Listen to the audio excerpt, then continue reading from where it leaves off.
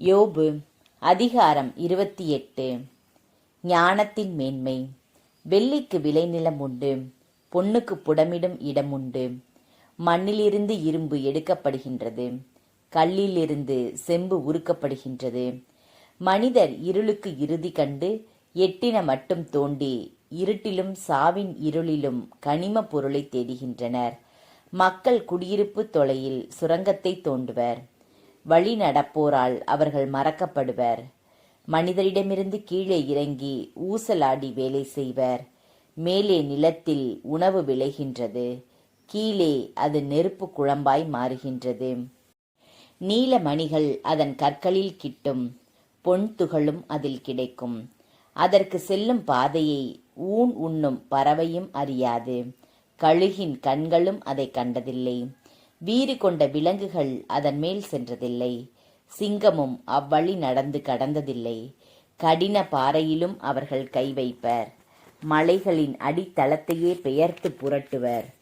பாறைகள் நடுவே சுரங்க வழிகளை வெட்டுகின்றனர். விலை உயர் பொருளையே அவர்களது கண்கள் தேடும். ஒழுகும் ஊற்றுகளை தடுத்து நிறுத்துகின்றனர், மறைவாயிருப்பதை ஒளிக்கு கொணர்கின்றனர். ஆனால் ஞானம் எங்கே கண்டெடுக்கப்படும்? அறிவின் உறைவிடம் எங்கேயுள்ளது? மனிதர் அதன் மதிப்பை உணரார். வாழ்வோர் உலகிலும் அது காணப்படாது. என்னுள் இல்லை என உரைக்கும் ஆழ்கடல், என்னிடம் இல்லை என இயம்பும் பெருங்கடல். தங்கத்தை கொடுத்து அதை பெற முடியாது, வெள்ளியால் அதன் விலையை நிறுக்க இயலாது. ஓப்பீர் தங்கமும் கோமேதகமும் அரிய நீலமணியும் அதற்கு மதிப்பாகாம். பொன்னும் பளிங்கும் அதற்கு நிகராகாம். பசும் பொன் கலன்களும் பண்டமாற்றாகாம். மணியும் பவளமும் அதற்கு இணையில்லை. மதிப்பினில் முத்தினை ஞானம் விஞ்சும்.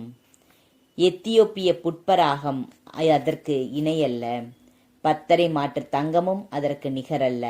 அவ்வாறாயின் எங்கிருந்து வருகிறது ஞானம்? எங்குள்ளது அறிவின் உறைவிடம்? வாழ்வோர் அனைவர் தம் கண்களுக்கும் ஒளிர்ந்துள்ளது, வானத்து பறவைகளுக்கும் மறைவாயுள்ளது. படுகுழியும் சாவும் பகர்கின்றன.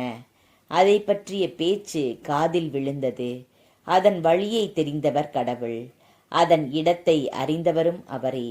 ஏனெனில் வையகத்தின் எல்லை வரை அவர் காண்கின்றார், வானத்தின் கீழ் உள்ளவற்றை பார்க்கின்றார். காற்றுக்கு எடையை கடவுள் கணித்த போது, நீரினை அளவையால் அளந்தபோது, மலைக்கு அவர் கட்டளையிட்ட பொழுது, இடி மின்னலுக்கு வழியை வகுத்த பொழுது, அவர் ஞானத்தை கண்டார், அதை பற்றி அறிவித்தார், அதை நிலைநாட்டினார், இன்னும் அதை ஆய்ந்தறிந்தார். அவர் மானிடர்க்கு கூறினார், ஆண்டவருக்கு அஞ்சுங்கள், அதுவே ஞானம். தீமையை விட்டு விலகுங்கள், அதுவே அறிவு.